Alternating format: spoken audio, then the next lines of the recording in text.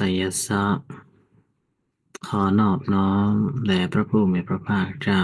พระธรรมและพระสงฆ์และขอเจริญพรอาญาติโยมสาธุชนทุกท่านวันนี้ก็เป็นวันอาทิตย์นะเราก็มาพบปะกันมามาศึกษามาฟังธรรมมาปฏิบัติธรรมด้วยกันการปฏิบัติธรรมเนี่ยเป็นเส้นทางที่พระผู้มีพระภาคเจ้าทรงแสดงเอาไว้ว่านี่คือพระพุทธศาสนา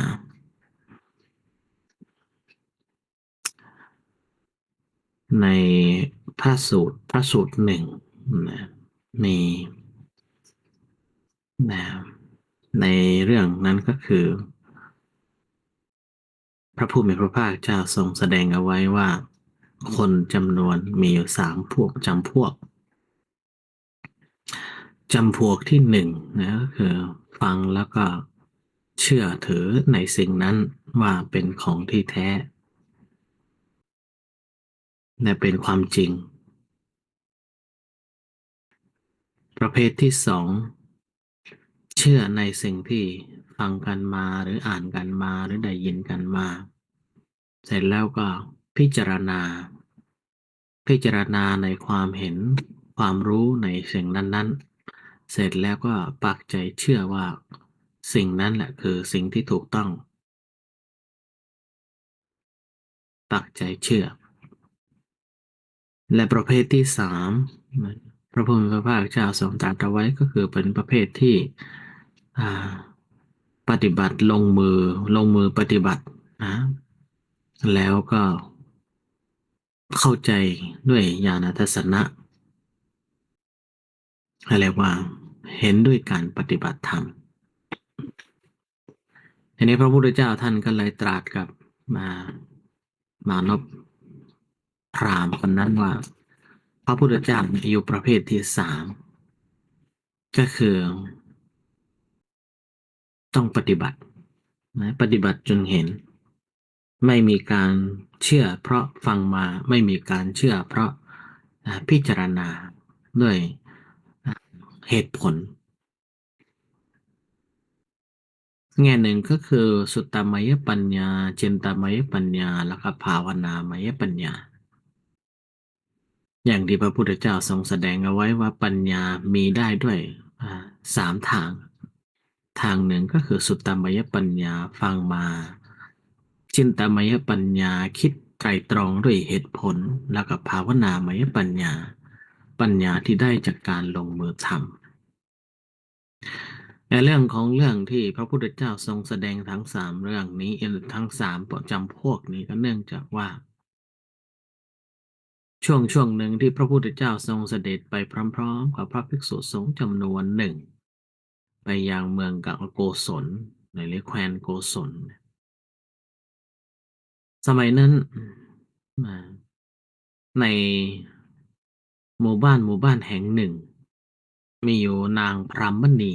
ซึ่งเป็นคนที่เป็นภรรยาของพราหมณ์ผู้ทรงพระเวทคัมภีร์ทางศาสนาพราหมณ์แต่เนื่องจากว่านางพรามณีเคยได้ฟังธรรมะและเคยนะศึกษาและเคยปฏิบัติธรรมตามคำสอนของพระพุทธเจ้าก็เกิดเลื่อมใสในพระพุทธเจ้าพระธรรมและพระสงฆ์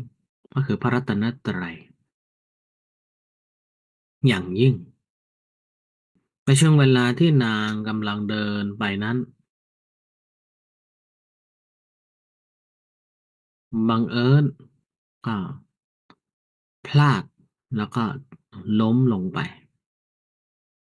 เมื่อพลาดล้มลงพื้นนางพรามณี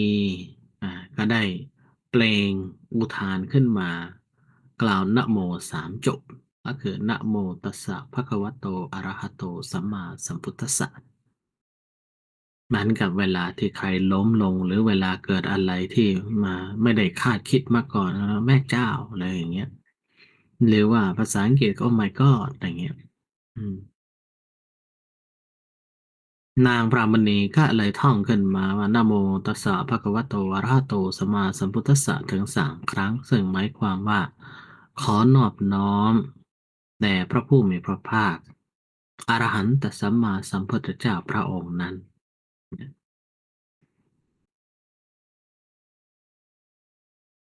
ช่วงเวลาที่นางพรามณีได้กล่าวถึง3 ครั้งเนี่ยก็มีมานพนะได้มานพท่านหนึ่งก็คือซึ่งก็เป็นพราหมณ์ผู้ทรงพระเวทเหมือนกันอืมก็ได้ยินนางเขาพูดขึ้นมา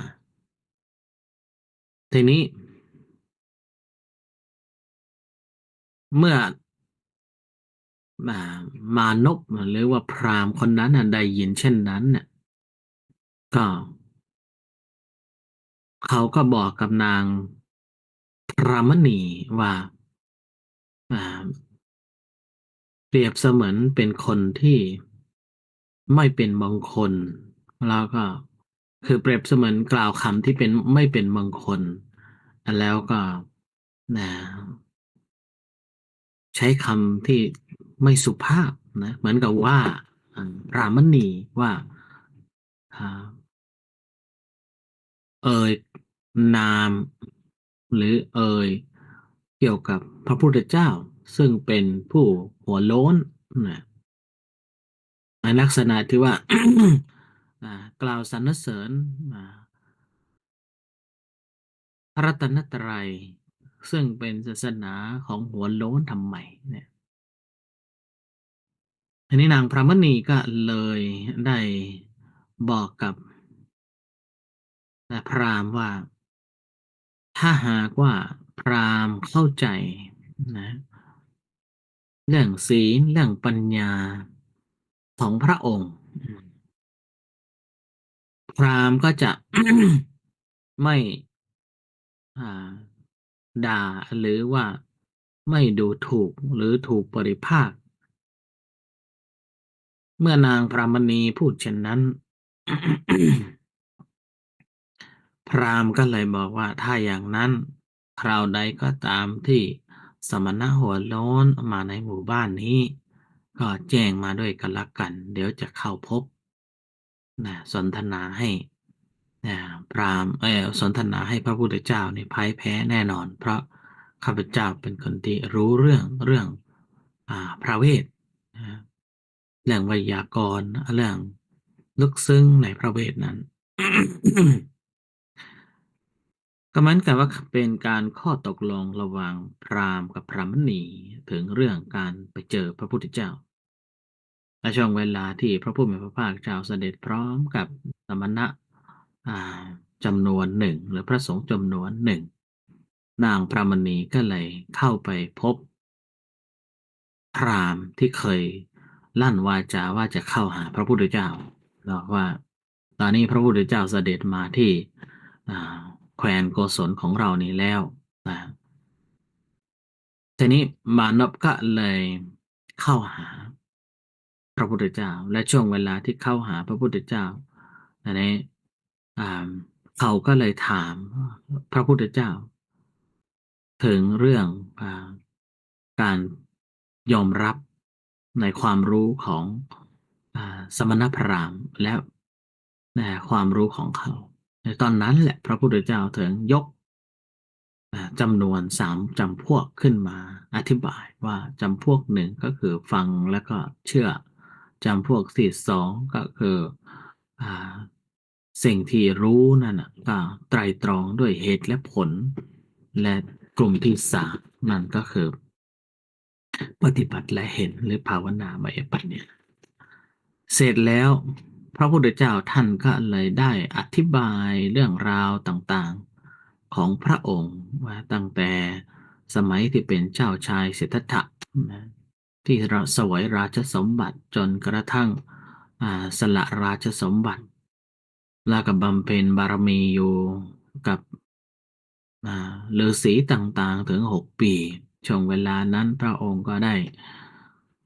บำเพ็ญทุกขกิริยาในหลายรูปแบบนะตั้งแต่แบบอ่าเล็กน้อยจนกระทั่งถึงว่า กั้นหายใจไม่กินอาหารเป็นต้นจนผอมทรุดลงแล้วก็เห็นว่านั่นคือไม่ใช่หนทางที่หลุดพ้นท่านก็หลีกเล้งออกไปปฏิบัติธรรมช่วงที่ไปปฏิบัติธรรมก็มีปัญจวัคคีย์มาปรนนิบัติปรนนิบัติท่านช่วงเวลาที่ปัญจวัคคีย์มาปรนนิบัติท่านนั้นนะก็ดูท่าทั้งทั้ง5 คนเนี่ย5 ท่านก็ปรนนิบัติอย่างดีและต่อมาเมื่อท่านรับประทานอาหารก็ทั้ง5 ท่านก็ทิ้งท่านอยู่คนเดียวในป่าก็หนีไปนะบอกว่าต่อแต่นี้ไปท่านจะไม่บรรลุแน่นอนเพราะท่านเริ่มกินกล้ายอาหารแล้วมาหลังจากนั้นท่านก็ฝึกฝนปฏิบัติจนได้อ่า ฌานต่างๆจนถึงโนเนวสัญญานาสัญญายตนะจนมีเทวดาทั้งหลายนี่ก็ช่วงเวลาที่ท่านกั้นหายใจทำสมาธิอ่าเข้าฌานเนี่ยเทวดาจำนวนหนึ่งมันคิดว่าสงสัยเจ้าชายสิทธัตถะตายแล้วแน่ๆนะจำพวกหนึ่งก็บอกว่ายังไม่ตายเป็นต้น พระองค์ปฏิบัติอย่างอุกฤษในทุกระดับทุกด้านเลยทีเดียวแล้วหลังจากที่ปัญจวัคคีย์ได้หลีกเล่งออกไปแล้วพระองค์ก็อยู่ผู้เดียวแต่ปณิธานที่พระองค์มีอยู่ในการที่จะบรรลุธรรมให้ได้นั้นมันก็ไม่หวั่นไหวถึงจะไม่มีเพื่อนแต่ปณิธานท่านก็ยังคงเดิมและท่านก็มุ่งหน้าไปสู่อุรุเวลเสนานิคมปัจจุบันคือพุทธคยาก็ท่านก็ตั้งใจจะนั่งสมาธิตรงใต้ต้นโพธิ์นะก็ได้ตั้งจิตอธิษฐานว่าถ้าไม่บรรลุก็จะไม่ลุกขึ้นซึ่งก็เป็นเหตุนะท่านก็ได้นั่งสมาธิจนได้บรรลุธรรม3 วิชา3 วิชาที่นี้ก็คือวิชาที่1ปุพเพนิวาสานุสติญาณระลึกถึงอดีตชาตินับไม่ถ้วนของพระองค์เองซึ่งท่านก็เข้าใจถึงเหตุผลที่การเวียนว่ายตายเกิดนั้นเป็นอย่างไรและแต่ละชาตินั้นที่พระองค์ต้องไปเกิดนั้นก็เพราะเหตุอะไรท่านก็เห็นเหตุและผลของการกระทำของแต่ละการกระทำของท่านในแต่ละชาติพระองค์ถึงเห็นอย่างชัดเจนเหตุผลที่เราต้องมาเวียนว่ายตายเกิดและเหตุผลที่ต้องมาประสบกับปัญหาต่างๆหรือว่ารูปร่างต่างๆของเรานั้นเพราะอะไรถึงเป็นอย่างนี้นั่นก็คือผลแห่งกรรมนั่นเอง ซึ่งก็เป็นเหตุที่อ่าในกัมมวิภังคสูตรเนี่ยพระพุทธเจ้าทรงตรัสถึงเรื่องคนที่รูปร่างต่างกันคนสวยก็มีคนที่เลวก็มีคนที่ไม่สวยก็มีคนเตี้ยก็มีคนสูงก็มีคนผอมก็มีคนอ้วนก็มีอะไรเป็นต้นพระองค์ก็ได้กล่าวไว้ว่านั่นคือเพราะเหตุที่ทำกรรมเอาไว้อย่างนั้นมันก็เลยเป็นผลของการกระทำที่เคยทำมาไว้ นั่นคือบนพื้นฐานความรู้ที่พระองค์มีช่วงเวลาที่พระองค์ตรัสรู้เป็นวิชาแรกในยามราตรีที่1เรียกว่าปุพเพนิวาสานุสติญาณพระองค์เห็นทุกจุดทุกด้านทุกรอบด้านเลยนะด้วยอาศัยการระลึกชาติที่แล้วนั่นเองแต่ละชาตินะ หลังจากท่านได้ระลึกชาติทั้งหมดได้ท่านก็เห็นเหตุแห่งการเวียนว่ายตายเกิดเหตุแห่งที่ตนเองต้องมาประสบกับเป็นแบบนี้ทั้งรูปร่างทั้ง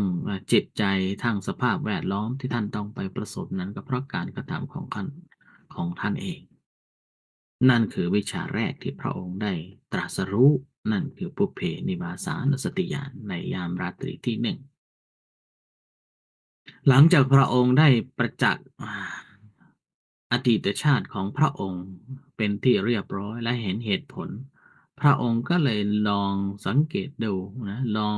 ก็คือทรงจิตไปดูสรรพสัตว์ทั้งหลายว่าเฉพาะข้าพเจ้าเป็นอย่างนี้หรือว่าสรรพสัตว์ทั้งหลายก็เป็นอย่างนั้นพระองค์ก็เลยน้อมจิตมาพิจารณาถึงสรรพสัตว์ทั้งหลายจนเห็นการจุติและการเกิดขึ้นของสรรพสัตว์ทั้งหลายในแต่ละภพแต่ละชาติชาติต่อไปมาเรื่อยๆนั่นเรียกว่าก็เลยได้วิชาที่สองเรียกว่าจุตูปาทญาณนะก็คือการจุติและการอุปาทะก็คือการเกิดของสรรพสัตว์ทั้งหลายพระองค์ก็เลยเห็นสรรพสัตว์ทั้งหลายที่ต้องมาเวียนว่ายตายเกิดอยู่ในสังสารวัฏนี้ก็เพราะการกระทำของแต่ละคนแต่ละคนนั่นเองบุคคลที่อยู่สภาพแวดล้อมแบบไหนก็เพราะการกระทำที่เขาทำมาหรือว่ารูปร่างหน้าตาความสำเร็จหรือไม่สำเร็จรวยหรือจนมันก็ขึ้นอยู่กับการกระทำที่เขาเคยทำมามันเป็นผลการกระทำนั่นเองบางทีอาจจะผลของการกระทำที่หลายชาติที่แล้วบางทีก็อาจจะพึ่งชาติที่แล้วก็ได้บางทีอาจจะหลายสิบหรือหลายร้อยหลายพันชาติที่แล้วที่เคยทำมาไว้มันก็เป็นผลให้เราเนี่ยมาเป็นเช่นนี้เนี่ยพระองค์ก็เลยถึงเห็นว่าโอ้ในสังสารวัฏเนี่ยมันมีเวียนว่ายตายเกิดเพราะเหตุแห่งกรรมที่เราทำนี้เองสังสมไว้นี่เองเป็นจุดเชื้อที่จะทำให้เราต้องมาเกิด เมื่อเป็นพิจารพระเมื่อพระองค์พิจารณาเช่นอย่างนี้แล้วพระองค์ก็มั่นใจในเรื่องของการกระทำของแต่ละคนเป็นเหตุปัจจัยทำให้เราต้องมาเวียนว่ายตายเกิดและเป็นเชื้อที่จะทำให้เกิดในขณะเดียวกันพระองค์ก็เห็นว่าถ้าเชื้อนั้นไม่ได้อ่าดูแลอย่างดีไม่ได้มีสิ่งที่เหตุผลที่จะทำให้เกิด อ่าก็ไม่ได้ก็เช่นวิญญาณนะก็ต้องมีสิ่งแวดล้อมนะต้องมีสังขารอะไรบางเป็นต้นก็ต้องมีมาเกี่ยวข้องถึงจะกรรมตนนั้นจะให้ผลได้แต่ถ้าหากว่าไม่มีเหล่านี้เนี่ยนะกรรมนั้นก็จะไม่มีผลต่อ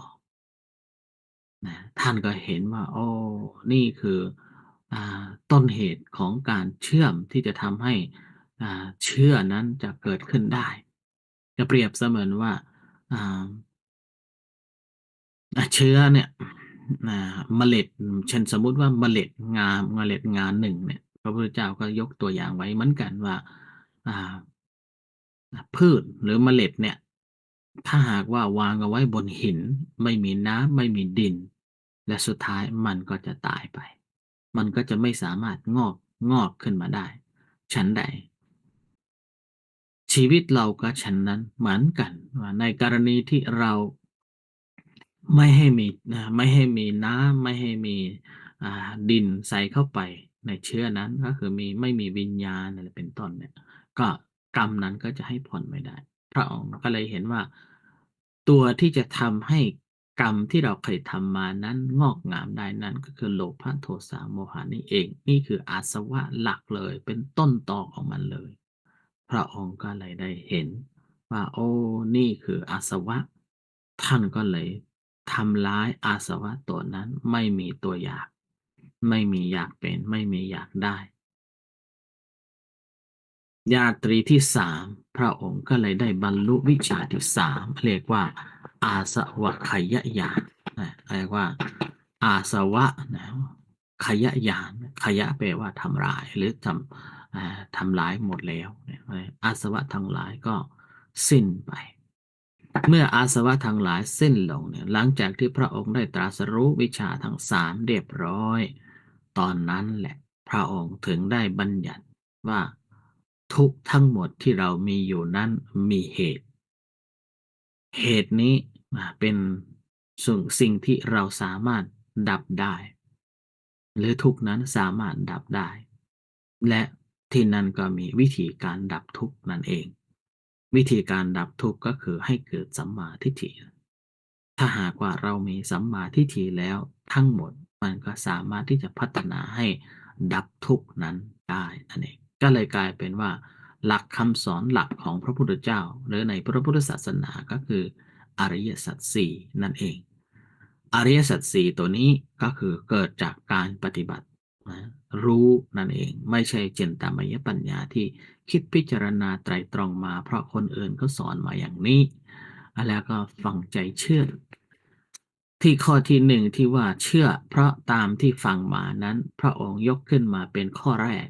เนื่องจากว่าพราหมณ์ทั้งหลายเนี่ยก็คือเอาพระเวทเป็นหลักและพระเวทนั้นเป็นคำสอนที่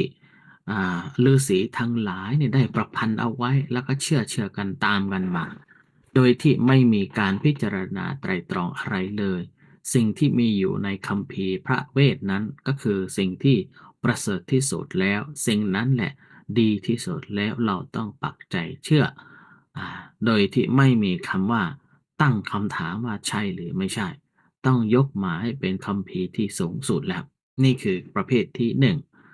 ที่พระพุทธเจ้าทรงปฏิเสธการถือเอาพระเวทด้วยแค่เพียงแค่ฟังกันมาโดยอ้อมประเภทที่สองก็ยังมีพังจำนวนจำพวกหนึ่งโดยเฉพาะสมณพราหมณ์ที่เขาออกไปอ่าเป็นสมณะก็คือออกจากเรือนแล้วก็ไปฝึกฝนปฏิบัติธรรมตามที่คัมภีร์พระเวทได้สอนเออ ได้สอนเอาไว้ก็ไตร่ตรองแทนที่จะปฏิบัติอย่างเพื่อให้ได้อ่าประสบการณ์ตามสภาพธรรมแต่ก็ใช้พิจารณาคำสอนที่มีอยู่ในพระเวทนั้นมาพิจารณาไตร่ตรองด้วยเหตุผลของตนเองอ่า ก็เชื่อตามที่ตนเองเห็นว่ามันน่าจะใช่เหมือนกับในกาลามสูตรพระผู้มีพระภาคเจ้าทรงตรัสเอาไว้ห้ามเชื่อคือที่ว่าอาการวิตเกนะก็คือได้พิจารณาเห็นแล้วว่ามันถูกต้องตามความคิดเห็นของข้าพเจ้าก็เลยยกขึ้นมาเป็นความเป็นเชื่ออีกอันหนึงก็คือมาตกเหตุกะพระพุทธเจ้าทรงตรัสเอาไว้คืออย่าเพิ่งเชื่อว่า เพราะเหตุผลถูกต้องตามที่ฉันคิดพิจารณาด้วยเหตุผลมาแล้วเนี่ยพระองค์ก็เลยยกขึ้นมาประเภทที่สองแล้วก็ปฏิเสธด้วยแบบอ้อมในทีนี้ท่านก็เสนอหรือท่านก็ประกาศวิธีการของพระองค์นั่นก็คือปฏิบัติธรรมนั่นเอง อันนี้การปฏิบัติธรรมก็คือเราไม่ได้เอาสิ่งที่เราฟังมาเป็นความจริงและในขณะเดียวกันเราก็ไม่ได้เอาสิ่งที่เราฟังมาแล้วไตรตรองด้วยเหตุผลนั้นเป็นความจริงแต่เป็นการปฏิบัติด้วยประสบการณ์ของตนเองฝึกฝนของตนเองจนได้รู้ปัญญาที่อ่าเลิศปัญญาที่เกิดจากภาวนามยปัญญานั่นเอง พระองค์ก็เลยยกอันนี้ขึ้นมาเป็นวิธีการของพระองค์นั่นเองเพราะฉะนั้นเราก็ในฐานะเป็นผู้ศึกษาปฏิบัติธรรมนะผู้ที่เป็นคนที่นับถือพระพุทธศาสนาเนี่ยเราก็ต้องมาทำเช่นนี้เหมือนกันสิ่งที่เราได้ยินมาหรือได้ฟังมาหรือได้อ่านมาเรื่องพระไตรปิฎกก็ตามเราก็ต้อง ยกเอาไว้เป็นเพียงแค่สิ่งที่ชี้นำทางเรา อันที่สองคือไม่ใช่พิจารณาด้วยเหตุและผลพิจารณาด้วยสิ่งที่ฉันคิดว่าน่าจะใช่เท่านั้นเราต้องลงมือปฏิบัติแล้วก็เห็นธรรมเหล่านั้นด้วยประสบการณ์ของเราเองถึงจะเป็นความจริงแท้ถึงจะเป็นความคือปัญญาที่แท้จริงนั่นเองนี่คือพระพุทธเจ้าทรงตรัสไว้ในพระสูตรนั้นนะพระสูตรนั้นก็คือตรัสให้กับมานพ ด้วยเหตุที่นางพรามณีได้กล่าวลั่นวาจาช่วงที่ล้มลงว่านะโมตัสสะภะคะวะโตอะระหะโตสัมมาสัมพุทธัสสะนั่นเองดังนั้นเราก็ต้องมาซึ่งนอกจากจะเพียงแค่ฟังนอกจากจะเพียงแค่อ่านนอกจากจะเพียงแค่ไตรตรองพิจารณาด้วยเหตุผลแล้วเราก็ต้องลงมือทำเมื่อเราลงมือทำแล้วอ่าสภาวะเหล่านั้นก็ค่อยๆมันก็จะปรากฏขึ้นมามันก็จะเกิดขึ้นมาเพราะแต่ละวันแต่ละวันเราก็เจอสภาวะต่างๆอยู่แล้วเราก็เอาสภาวะเหล่านั้นน่ะเป็นอารมณ์แล้วเราก็พิจารณาในอารมณ์เหล่านั้นด้วยโยนิโสมนสิการคือด้วยแยบคายเหมือนกับพระพุทธเจ้าทรงได้พิจารณาถึงทั้ง3วิชาหรือ3ราตรีเลยทีเดียวนะยัง คือพิจารณาแบบละเอียดจนเห็นเหตุผลเห็นการเกิดการดับของสรรพสิ่งทั้งหลายทุกอย่างก็คือนั่นแหละเรียกว่าจุดสูงสุดแล้วในพระสูตรนี้หลังจากพระองค์ได้แสดงคุณสมบัติและการพยายามของพระองค์เองตั้งแต่จงเป็นเจ้าชายสิทธัตถะจนกระทั่งบรรลุเป็นพระอรหันตสัมมาสัมพุทธเจ้าเนี่ย เหมือนกับว่าพระองค์กำลังแสดงคุณอะไรคุณแสดงถึงคุณสมบัติและความสามารถของพระองค์ที่ท่านทดลองมาเรียบร้อยแล้วให้พราหมณ์เขาฟังเมื่อฟังเช่นนี้พราหมณ์ก็เลยเกิดความรู้สึกอายว่าโอ้พระองค์เนี่ยท่านลงท่านศึกษามาแล้วท่านพิจารณามาแล้วและท่านก็ปฏิบัติจริงๆ เมื่อท่านปฏิบัติจริงๆเสร็จเรียบร้อยท่านก็เกิดวิชาและจรณะจริงๆก็เกิดศรัทธา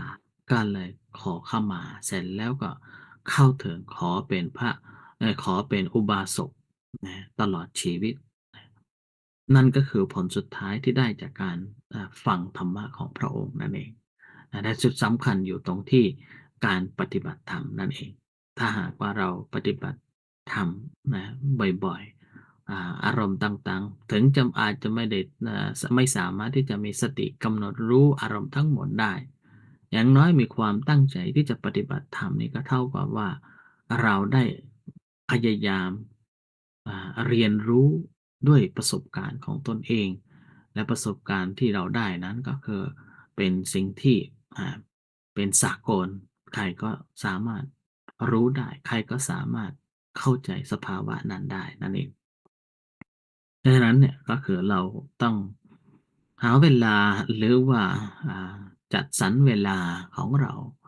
มาลงมือปฏิบัติธรรมอยู่เรื่อยๆเพื่อจะได้เป็นพุทธสาวกที่ดีพุทธสาวิกาที่ดีแล้วก็เก่งแล้วก็มีปัญญาเพราะไม่ใช่ฟังเพราะไม่ใช่คิดและเหตุผลแต่เพราะลงมือปฏิบัติธรรม และเห็นปัญญาอย่างแท้จริงอะไรว่าปัญญาที่เกิดจากภาวนาไม่ใช่ปัญญานั่นเองนะเพราะฉะนั้นเนี่ยก็ขออนุโมทนากับญาติโยมสาธุชนทุกท่านทุกคนนะที่มีจิตศรัทธานะมาฟังธรรมะแล้วก็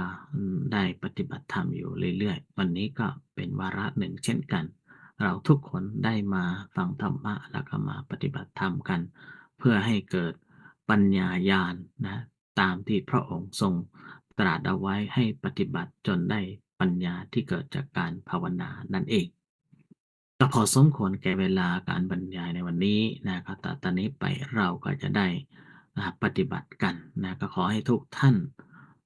ปล่อยวางหน้าที่ธุระการงานช่วงเวลาที่เรายังเหลืออยู่นะก็ประมาณ15นาทีก็น้อมจิตมารู้ตัวทั่วพร้อมนะก็กำหนดสติพิจารณารู้กายรู้จิตรู้เวทนาแล้วก็รู้สภาพธรรมต่างๆไปเรื่อยๆถ้าหากว่าใจของเรายังวุ่นวายอยู่ยังสับสนอยู่ยังไม่นิ่งก็ยกอารมณ์กรรมฐานของตนขึ้นมา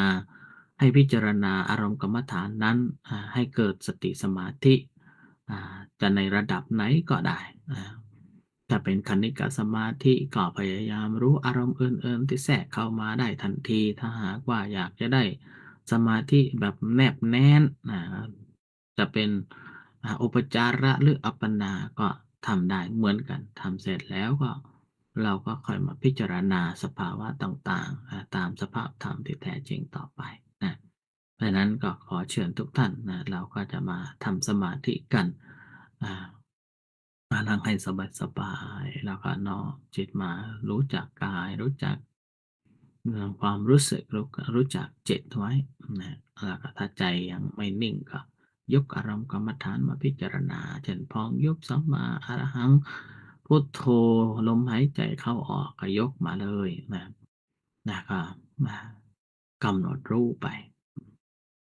เช่นลมหายใจเข้าออกก็ให้รู้ว่าลมหายใจเข้าออกนะมารู้ตามที่มันเกิดเข้าก็รู้ออกก็รู้อ่าถ้าหน้าท้องที่พองยุบก็รู้ตามที่มันเกิดพ พองก็รู้ยุบก็รู้หรือว่าถ้าบริกรรมภาวนาก็สัมมาอรหังสัมมาอรหังหรือว่าพุทโธพุทโธไป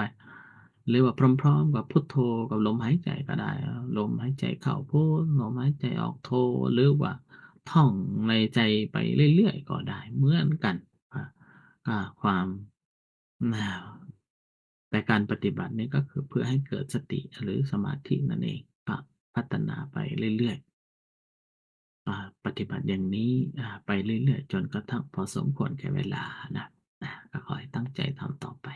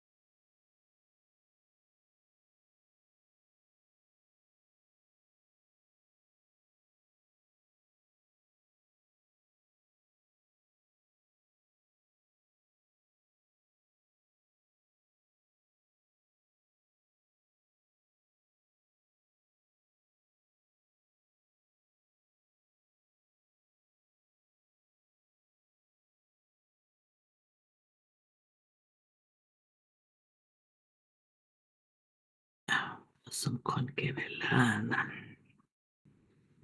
สัพเพ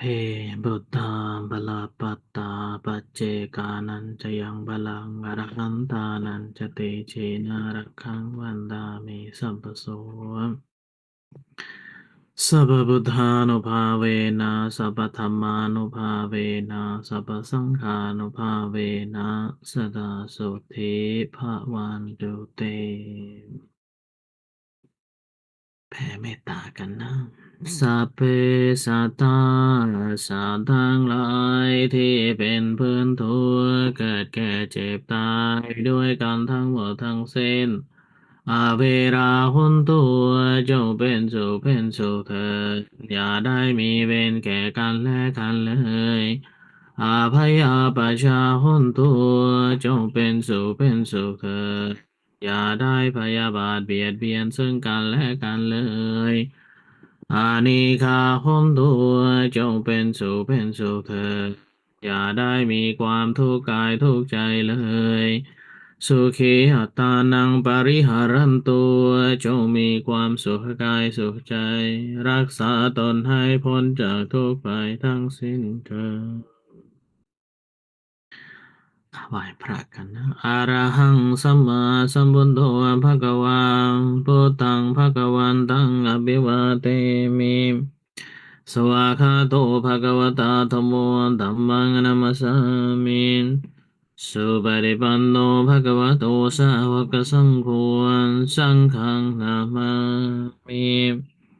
อนุโมทนาบุญกับทุกท่านทุกคนนะขอให้ทุกท่านจงมีแต่ความสุขความเจริญสมดังปรารถนาที่เป็นธรรมทุกประการเถิด